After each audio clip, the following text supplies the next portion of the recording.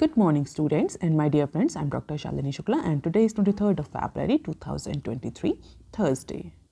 अगर आपको ये इनिशिएटिव पसंद आया तो इसे अपने फ्रेंड्स और फैमिली मेम्बर्स के बीच में शेयर करें और अगर आपको इस लेक्चर की पीडीएफ चाहिए तो आप मुझे टेलीग्राम चैनल पर ज्वाइन कर सकते हैं। इस टेलीग्राम चैनल पर डेली इकोनॉमिक टाइम, मिंट और बिजनेस स्टैंडर्ड की न्यूज़ हेडलाइंस की सेपरेट पीडीएफ भी अपलोड होती है। इसके अलावा फाइनेंशियल एक्सप्रेस की भी जो फ्री पीडीएफ है वो डेली इस चैनल पर अपलोड हो जाती है। इसके अलावा आप मुझे ट्विटर, रिसर्चगेट, फेसबुक और इंस्टाग्राम पर भी फॉलो कर सकते हैं। इस वीडियो को आप 1.25x की स्पीड से सुन सकते हैं।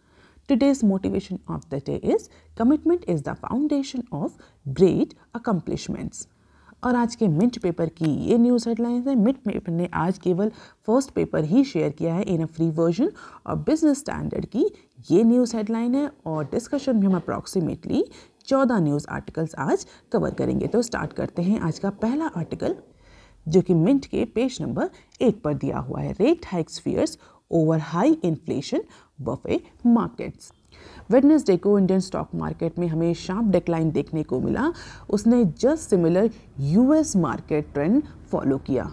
जैसा कि डिक्लाइनिंग ट्रेंड हमें कल यूएस मार्केट में देखने को मिला, यूएस की स्टॉक मार्केट में देखने को मिला, वही same trend Indian stock market ने फॉलो किया because of the inflationary concern. अगर हम इंडाइसेस की बात करें तो सेंसेक्स और निफ्टी दोनों ही इंडाइसेस अप्रॉक्सीमेटली 1.5% तक फॉल किए। और इसका रीज़न सिंपल था। यूएस फेडरल रिजर्व का जो अप्रोच है पॉलिसी रेट हाइक को लेकर के, उसकी वजह से इन्वेस्टर्स में अनसर्टनिटी जो थी वो कंटिन्यू रही थी क्योंकि यूएस फेडरल रिजर्व का जो अप्रोच रहा है पिछले कुछ टाइम से और आगे आने वाले टाइम में वो पॉलिसी टाइटनिंग को लेकर के, जिसकी वजह से हमें इमर्जिंग मार्केट में ज़्यादा सेल ऑफ देखने को मिल रहा है। और यही सेम ट्रेंड हमें इंडिया में भी देखने को मिला, जिसकी वजह से जो बीएसई का सेंसेक्स है वो अप्रॉक्सीमेटली 1.5% तक फॉल करके अपने 60,000 के पॉइंट से भी नीचे आ गया। और यही सेम ट्रेंड हमें निफ्टी में भी, नेशनल स्टॉक एक्सचेंज मार्केट का जो इंडाइसेस है उसमें भी देखने को मिला।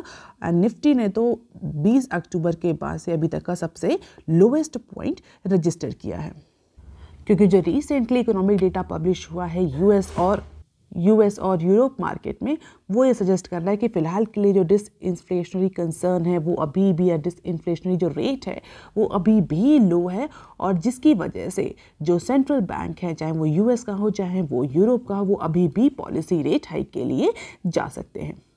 And this is the selling history in emerging market. Sensex का डेटा दिया हुआ है, can just have the glimpse of it, कितने में सेंसेक्स ओपन हुआ और कितने पे क्लोज हुआ। और ऐसा ही नहीं कि जैसे सेंसेक्स में भी देखने को मिला, जितने भी अदर सेक्टोरल इंडाइसेस हैं उनमें भी हमें स्टीप फॉल देखने को मिला वेडनेसडे को। अब देख लेते हैं article number 2 that is also given on page number 1 of Mint paper. MPC oppose to a hasty pause in war on inflation.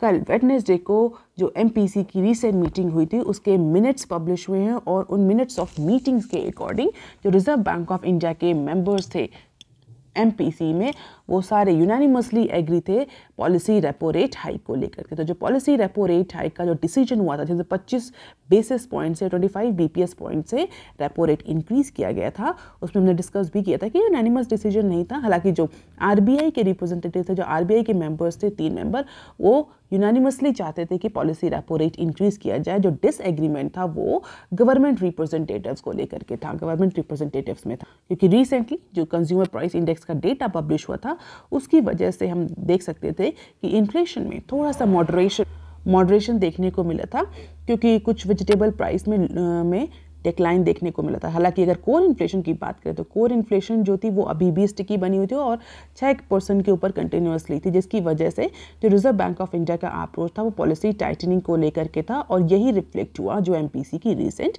Meeting थी उसमें।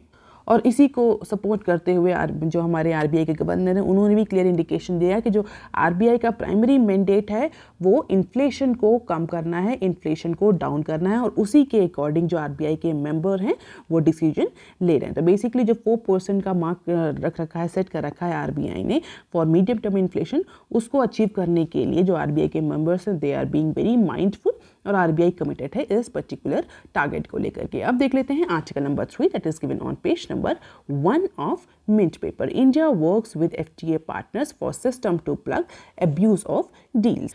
तो इंडिया का जितने मेंबर कंट्रीज के साथ फ्री ट्रेड एग्रीमेंट है, इंडिया उन कंट्रीज के साथ नेगोशिएट कर रहा है एक नया सिस्टम जो है वो इंस्टॉल करने के लिए।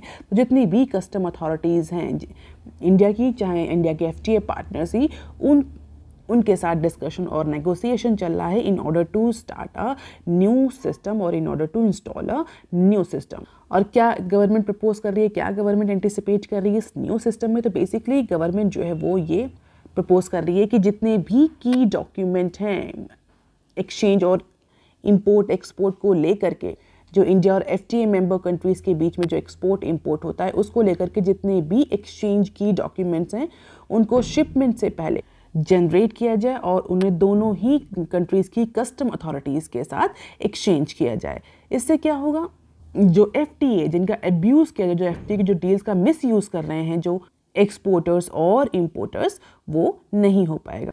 क्योंकि रिसेंटली गवर्नमेंट ऑफ इंडिया को कुछ कंप्लेंट भी रिसीव हुई थी जहाँ पर ये होता है कि जो एफटीए की डील साइन हुई है इंडिया की अदर कंट्रीज़ के साथ उसको मिसयूज़ कर रहे हैं दूसरे कंट्री के इंपोर्टर एंड एक्सपोर्टर। इसीलिए इस प्रपोज सिस्टम के तहत जो कस्टम अथॉरिटीज़ हैं वो स्पेशली कंट्री ऑफ ओरिजिन जो सर्टिफिकेट है उसको जनरेट भी कर पाएंगे और एक्सचेंज भी कर पाएंगे, जिसके बेस पे ड्यूटी कंसेशन दिया जाता है। क्योंकि एफटीए साइन हुआ है इंडिया का अदर कंट्रीज़ के साथ, तो उनके इंपोर्टर और एक्सपोर्टर को different duty concession tax relief मिलते हैं। तो इसका एडवांटेज जो है वो दूसरे कंट्रीज़ के इंपोर्टर और एक्सपोर्टर ना उठाएं, इंडिया की एफटीए डील को मिसयूज़ ना करें। इसलिए ये नया सिस्टम इंस्टॉल किया जा रहा है जहाँ पर शिपमेंट से पहले जो पार्टीज़ हैं उनको कंट्री ऑफ ओरिजिन का सर्टिफिकेट और अदर की डॉक्यूमेंट दिखाने पड़ेंगे, एक्सचेंज करने पड़ेंगे, तभी उनको ड्यूटी कंसेशन अवेलेबल होगा जो कि एफटीए के तहत इंडिया ने साइन किया है विद डिफरेंट कंट्रीज़। तो पोर्ट पर ही जो कस्टम डिपार्टमेंट है, कस्टम अथॉरिटीज़ हैं, वो किसी पर्टिकुलर शिपमेंट का कंट्री ऑफ ओरिजिन जो है वो इंश्योर कर सकते हैं और अदर जो की इंपॉर्टेंट एस्पेक्ट्स हैं उनको वेरीफाई कर सकते हैं in order to grant the duty benefits. तो गवर्नमेंट का ऐसा मानना है कि जो ये नया सिस्टम है ये किसी भी तरह का जो एफटीए एब्यूज़ है मर्चेंट जो कर रहे हैं उसको एलिमिनेट करेगा और किसी भी तरह के डॉक्यूमेंट फॉल्सिफिकेशन को जो है वो कैच कर लेगा इमीडिएटली। और इससे दोनों ही कंट्रीज़ को फ़ायदा होगा, जो इंडिया के ट्रेडिंग पार्टनर्स हैं, जो डील पार्टनर्स हैं, उनको भी बेनिफिट होगा और इंडिया को भी बेनिफिट होगा। तो फिलहाल के लिए central board of indirect taxes and custom CBIC जो है वो डिफरेंट ट्रेडिंग पार्टनर कंट्रीज़ के जो कस्टम अथॉरिटीज़ हैं उनके साथ काम कर रहा है। रिसेंटली इस पर्टिकुलर नए सिस्टम को इंस्टॉल करने के लिए रिसेंटली इंडिया ने ऑस्ट्रेलिया और यूएई के साथ जो एफटीए साइन किया है, अभी फिलहाल के लिए उन्हीं दो कंट्रीज़ के साथ ये डिस्कशन हो रहा है। अब देख लेते हैं some short news articles from Mint. NCLT admits IBC plea of IndusInd bank against ZCT। तो मुंबई की जो नेशनल कंपनी लॉ ट्रिब्यूनल की बेंच है उसने बोल सकते हैं इंसॉल्वेंसी पिटीशन की जो प्लिया थी जो कि किसने फाइल करी थी, फाइनेंशियल क्रेडिटर ऑफ ज़ील ने साइन की थी। फाइनेंशियल क्रेडिटर कौन है ज़ील का? इंडसइंड बैंक। तो इंडसइंड बैंक ने मुंबई की एनसीएलटी की बेंच में जी को लेकर के इंसॉल्वेंसी पिटीशन फाइल करी थी under section 7 of insolvency and bankruptcy code IBC के सेक्शन 7 के तहत। इंडसइंड बैंक ने कहा था कि जो ज़ील है वो बैंक करप्ट हो गया है, इंसॉल्वेंट हो गया क्योंकि वो उनकी जो क्रेडिट है, जो लोन है, उसको रीपे नहीं कर पा रहा। तो इंडसइंड बैंक की इस प्लिया को मुंबई की जो नेशनल कंपनी लॉ ट्रिब्यूनल है उसने एक्सेप्ट कर लिया है। So this dedicated bankruptcy court also admitted a insolvency application against the S L group city network. तो सिटी नेटवर्क के लिए और ज़ील के लिए, जिसको हम शॉर्ट फॉर्म में जी के नाम से भी जानते हैं, तो इन दोनों ही कंपनीज के लिए इंसॉल्वेंसी प्रोसीडिंग्स की जो प्लिया थी, जो पिटीशन थी, जो उनके फाइनेंशियल क्रेडिटर्स ने फाइल करी थी, वो एक्सेप्ट हो गई है। और अगर दोनों ही कंपनीज के अगर हम देखें तो जो फाइनेंशियल क्रेडिटर हैं वो सेम है। इंडसइंड बैंक ने दोनों ही कंपनी सिटी के लिए और ज़ील के लिए ये प्लिया फाइल करी थी। एनसीएलटी ने इसको एक्सेप्ट कर लिया है। अब मोर लाइकली यही है कि अब जी और सिटी के लिए इंसॉल्वेंसी जो प्रोसीडिंग्स है, बैंकरप्सी प्रोसीडिंग्स हैं, वो एग्जीक्यूट करी जाएंगी। अब देख लेते हैं नेक्स्ट के bank struggle with fake customer care on Twitter. तो बैंक्स के लिए, जो कमर्शियल बैंक्स हैं, चाहे वो पब्लिक सेक्टर बैंक्स हो चाहे वो प्राइवेट सेक्टर बैंक हो, उनके लिए सोशल मीडिया पर एक नया चैलेंज इमर्ज हो गया। रिसेंटली बहुत सारे फ्रॉड ऑपरेटिंग फेक प्रोफाइल और कई सारे फ्रॉड या फेक कस्टमर केयर प्रोफाइल देखने को मिले on different social media platform, specially on Twitter. और बैंक के लिए अब इन सारे जो फेक कस्टमर केयर हैं, इनको आइडेंटिफाई करना, इनको पकड़ना और इनको बैन करना एक बहुत बड़ा चैलेंज बन गया है। तो अब जितने भी जो ये फेक कस्टमर केयर अकाउंट्स हैं, ये बैंक्स के लोगो यूज़ कर रहे हैं, कंपनी का प्रोफाइल यूज़ कर रहे हैं और कस्टमर के ग्रीवियंसेस वहाँ पर एड्रेस कर रहे हैं, जिसके तहत वो कस्टमर से उनकी private information just like CVV और OTP मांगते हैं, जो कस्टमर बेझिझक शेयर कर देता है। और उसके बाद कई सारे फाइनेंशियल और साइबर फ्रॉड देखने को मिल रहे हैं। तो बैंक्स के लिए अब जो इमर्जिंग चैलेंज है, किस तरीके से इन फेक कस्टमर केयर अकाउंट्स को, जो कि स्पेशली ट्विटर पर ऑपरेट कर रहे हैं, इनको हैंडल किया जाए। अब देख लेते हैं next clip. Campus recruits in job limbo as firms delay onboarding. तो जिस तरीके से रिसेशनरी कंडीशन चल रही है, हमने देखा था कि चाहे बड़ी बड़ी कंपनी हो चाहे स्टार्टअप्स हो, सब में हमें रिट्रेंचमेंट और ले ऑफ देखने को मिल रहे हैं। तो स्पेशली ऐसे सिचुएशन में बहुत सारे जो इंजीनियरिंग स्टूडेंट हैं, जिनका कैंपस प्लेसमेंट हुआ था 2022 में, जिनके पास ऑफर लेटर है, अब वो अपने ज्वाइनिंग लेटर का वेट कर रहे हैं, क्योंकि कंपनीज जो हैं ज्वाइनिंग को डीले कर रही हैं। Companies are not providing the onboarding time, जिसकी वजह से ऐसे जो स्टूडेंट्स हैं जिनको कैंपस प्लेसमेंट मिला था और अपनी जॉब की ज्वाइनिंग के लिए वेट कर रहे थे, they are in a very dilemma और लिम्बो सिचुएशंस।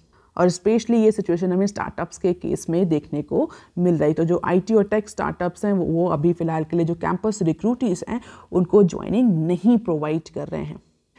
और इसके बाद जो 2022 के जो बैच के जो स्टूडेंट्स हैं, उनका जो प्रोस्पेक्ट है, that is becoming darken further as many companies may not choose to recruit the new recruits from upcoming batch. तो जो ये प्रीवियस जो कैंडिडेट्स हैं जिनका सिलेक्शन हुआ था, इनके लिए अब बहुत ज़्यादा चैलेंजेस सामने आ रहे हैं।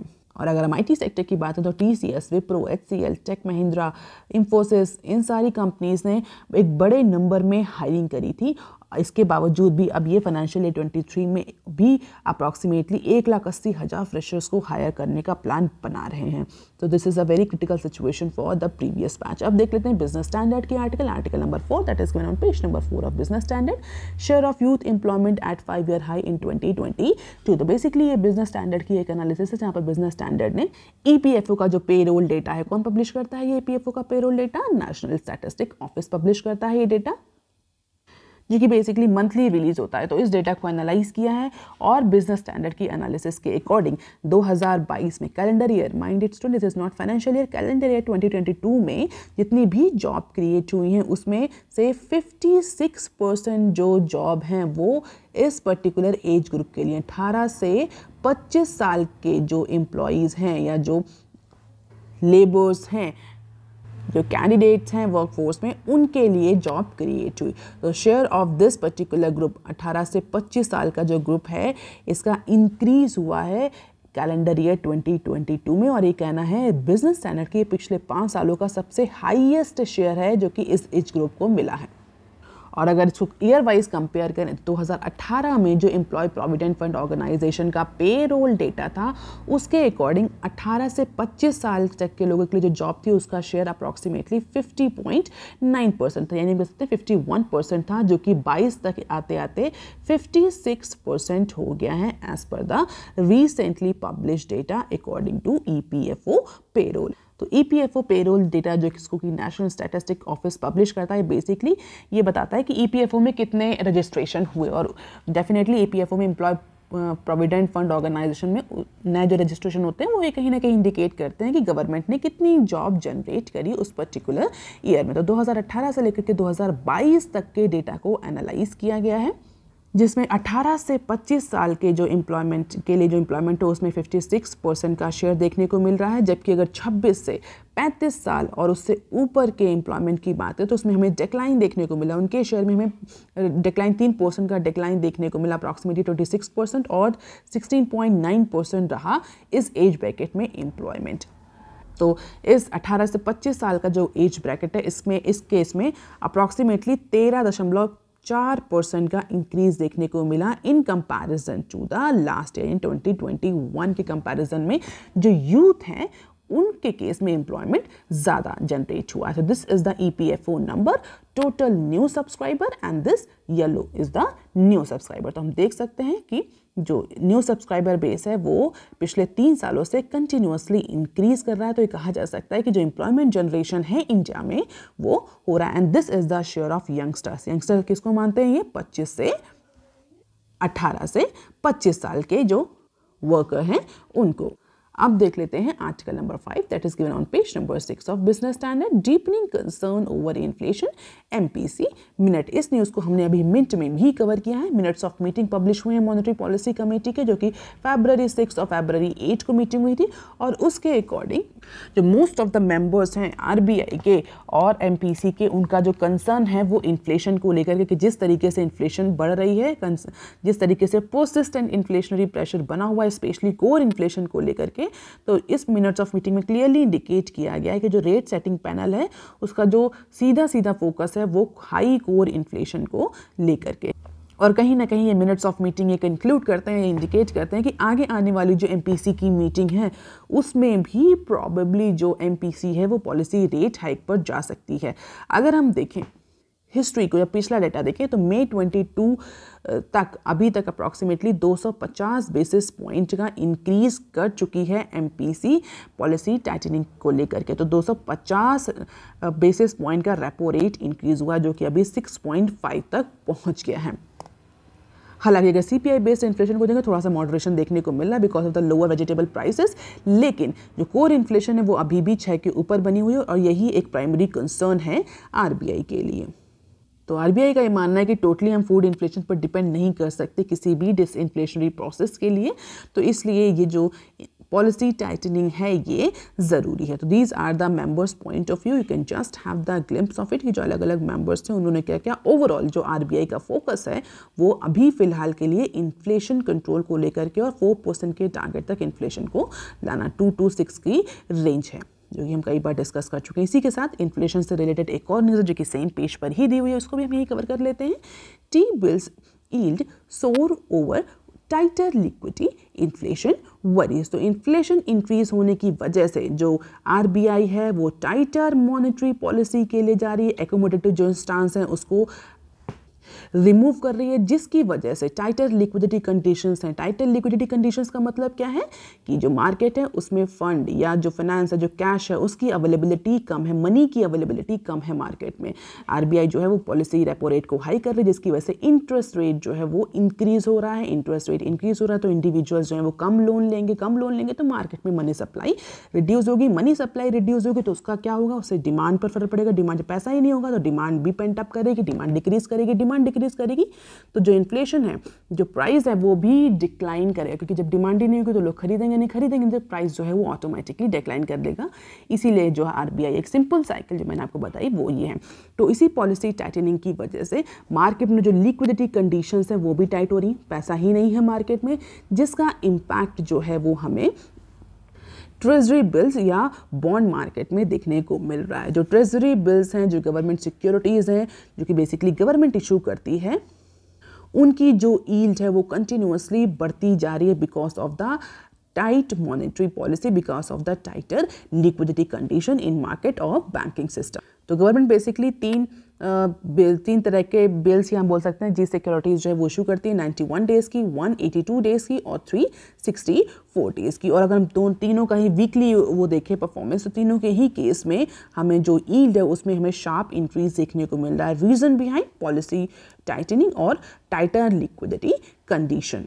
अब देख लेते हैं some short news articles from Business Standard. Sensex sees worst day in 2 month on Fed rate fear. तो जैसा कि अभी हमने रिसेंटली मिंट के एनालिसिस में भी डिस्कस किया था कि US और UK का जो इकोनॉमिक डेटा पब्लिश हुआ है उसके बाद ये एंटिसिपेट किया जा रहा है कि प्रॉबेबली जो US फेडरल रिजर्व है वो पॉलिसी रेट हाइक पर जाएगा, जिसका इंपैक्ट हमें इमर्जिंग मार्केट में सेल ऑफ के फॉर्म में देखने को मिला और यही सेल ऑफ हमें इंडियन इक्विटी मार्केट में भी देखने को मिला, जिसकी वजह से सेंसेक्स और निफ्टी दोनों में ही 1.5% का अप्रॉक्सीमेट फॉल देखने को मिला। और ऐसा कहा जा रहा है कि पिछले 2-3 महीनों का, अगर हम सेंसेक्स को देखें 2 महीनों का, निफ्टी को देखें तो 20 अक्टूबर के बाद से लेकर के अभी तक का सबसे बड़ा फॉल और डिक्लाइन है इंडियन स्टॉक मार्केट में। तो टंबल हो गई इंडियन स्टॉक मार्केट वेडनेसडे को because of the fear on policy rate hike by US federal. और ऐसा नहीं कि सिर्फ इंडिया के केस में हमें देखने को मिला, जो अदर पेयर्स हैं इंडिया के, जो अदर इमर्जिंग मार्केट हैं, उनमें भी सेम ट्रेंड हमें देखने को मिला। जितने भी बीएसई सेक्टोरल इंडाइसेस हैं, they have decline because of this pressure. अब देख लेते हैं next clip. FDI equity inflow apps 15% in April and December period. तो फाइनेंशियल ईयर 23 का 10 महीने का अगर डेटा देखें तो उसके अकॉर्डिंग जो फॉरेन डायरेक्ट इन्वेस्टमेंट है स्पेशली इक्विटी में, उसमें हमें डिक्लाइन देखने को मिला। अप्रॉक्सीमेटली 15% का डिक्लाइन देखने को मिला ईयर ऑन ईयर बेसिस पर। तो अप्रॉक्सीमेटली $36.7 बिलियन का डिक्लाइन है on the basis of this 3 quarter data. तो जो FDI investment Indian equity market में हमें देखने को मिलता था वो डिक्लाइन हुआ है as per the recently publish data by department of promotion of industry and internal trade. तो DPIIT का जो डेटा पब्लिश हुआ है उसके अकॉर्डिंग 10 मंथ्स हैं इस फाइनेंशियल ईयर के, या इनको ऐसे ही बोलते हैं कि जो 3 क्वार्टर्स हैं, क्वार्टर 1, क्वार्टर 2 और क्वार्टर 3, इसमें हमें एफडीआई इनफ्लो में डिक्लाइन देखने को मिल रहा है। और ऐसा नहीं है कि ये इसी फाइनेंशियल ईयर में, अगर इस कैलेंडर ईयर की बात करें, यानी 2022 की ओवरऑल हम देखें तो इनिशियल टाइम्स में ही जो एफडीआई इनफ्लो था वो डिक्लाइन कर रहा था since the beginning of the year. Reason behind जो एक्सटर्नल सेक्टर्स हैं जिनमें रिसेशनरी ट्रेंड्स देखने को मिला था, स्पेशली जो डेवलप इकोनॉमीज है यूएस और वेस्टर्न इकोनॉमीज जो यूके हैं, जो ईयूएन में जिस तरह से रिसेशनरी विंड चल रही थी, उसकी वजह से एफडीआई इनफ्लो डिक्लाइन होना शुरू हो गया था even at the starting of this year. So this is the slowing inflow, slowing FDI. तो हम देख सकते हैं फाइनेंशियल ईयर 19, 20, 21, 22 और 23 का data, you can just have the glimpse of it. 21 तक ये कंटिन्यूअसली बढ़ा था, 2022 में हमें थोड़ा सा डिक्लाइन देखने को मिला। अब 23 में कैसा रहेगा, फाइनेंशियल ईयर 23 में हमें सिग्निफिकेंट डिक्लाइन देखने को मिला। कैलेंडर ईयर की बात करें तो कैलेंडर ईयर में कैसा रहेगा, ये आगे आने वाले टाइम में पता चलेगा। Minded student, this is financial year not the calendar year. तो फाइनेंशियल ईयर 23 में हमें सिग्निफिकेंट डिक्लाइन देखने को मिला in case of FDI inflow as per the recently published data। अब देख लेते हैं next clip. Government plans new bid for 1 vacant slot in advance cell PLI। PLI stands for productivity linked incentive scheme. तो news क्या है, news ये है कि गवर्नमेंट जो है वो PLI के 4th स्लॉट में एक वैकेंट सीट रह गई है, उसके लिए बिडिंग करने जा रही है। तो फ्रेश एप्लीकेशन इनवाइट करने जा रही है government in order to have the bid for the 4th slot which fell vacant after one of the initial candidate who qualified but exit। कौन सा ऐसा इनिशियल कैंडिडेट था जिसने PLI के लिए क्वालिफाई तो किया था बट लेटर ऑन उससे एग्जिट कर दिया था। बेसिकली Hyundai ग्लोबल मोटर्स ने PLI स्कीम से एग्जिट कर दिया था। हालांकि ये क्वालिफाई हुआ था PLI स्कीम के लिए but because of the certain situation, तो जो advance chemistry cell battery storage के लिए गवर्नमेंट ने PLI लाई थी उसे Hyundai ने एग्जिट कर दिया था। तो सेल के लिए जो बैटरी सेल्स हैं, केमिस्ट्री सेल बैटरी स्टोरेज है, उसकी लिए जो PLI गवर्नमेंट ने ऑफर करी थी उसमें से एक पर्टिकुलर कैंडिडेट एग्जिट कर रहा था और उसी एग्जिट और वैकेंट सीट के लिए गवर्नमेंट जो है वो दोबारा से बिडिंग करने जा रही है। तो गवर्नमेंट ने सेल केमिस्ट्री के लिए अप्रॉक्सीमेटली 18,000 करोड़ की PLI ऑफर करी थी ऐसी फर्म्स को जो कि advance chemistry cell batteries manufacture करेंगे with the total capacity of 50 gigawatt hertz. 9 companies ने अप्लाई किया था, 4 जो थी वो क्वालिफाई हुई थी, 1 जो थी वो एग्जिट करी है। उसी 1 स्लॉट के लिए जो है वो गवर्नमेंट चाह रही है अब नई बिडिंग के लिए। कौन कौन सी कंपनी जो क्वालिफाई करी थी, ओला इलेक्ट्रिक्स, Hyundai, राजेश एक्सपोर्ट और रिलायंस। इसमें से Hyundai एग्जिट कर गई, केवल 3 प्लेयर्स बचे। अब चौथे के लिए गवर्नमेंट जो है वो बिडिंग करने जा रही है। अब देख लेते हैं next clip. Not era of war, India on day 1 of G20 meet. तो G20 की जो फाइनेंस मिनिस्ट्री और सेंट्रल बैंक गवर्नर्स की जो पहली मीटिंग थी, FMCBG भी शॉर्ट फॉर्म में इसको बोलते हैं, जो कि रशिया यूक्रेन वॉर की फर्स्ट एनिवर्सरी को बोल सकते हैं, उसमें इंडिया ने फिर रीइटरेट किया अपना कमिटमेंट की जो नेगोशिएशन और डायलॉग हैं वो ज़्यादा इंपॉर्टेंट है in comparison to the conflict and war. तो इंडिया ने क्लियरली बोला कि this is not the era of war, ये एरा है कोलैबोरेशंस का, कॉपरेशन का। जो कंट्रीज हैं उन्हें कोलैबोरेट करना चाहिए, उन्हें कोऑपरेट करना चाहिए, कलेक्टिवली एक इशू पर डिस्कस करना चाहिए, ना कि वॉर करना। तो इंडिया ने स्ट्रांगली कंडेम किया जो रशिया यूक्रेन वॉर है उसको,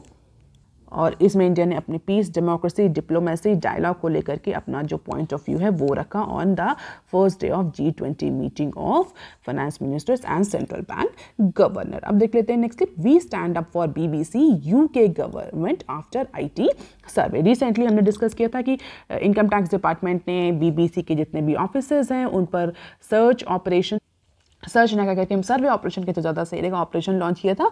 इसके बाद से जो यूके की गवर्नमेंट उससे काफ़ी ज़्यादा अपोजिशन देखने को मिला। यूके गवर्नमेंट ने पार्लियामेंट में क्लियरली बोला कि वो बीबीसी के साथ, फ्रीडम ऑफ एक्सप्रेशन के साथ स्टैंड करते हैं। तो हम इसको अगर स्ट्रैटेजिक पॉइंट ऑफ व्यू से देखें तो this could be one of the tactic जो कि इंडिया ने रिसेंटली CCIL के इशू को लेकर के इंडिया ने इसको रेज किया कि CCIL में भी ऑडिटिंग की परमिशन मांग रहा था यूके और EU।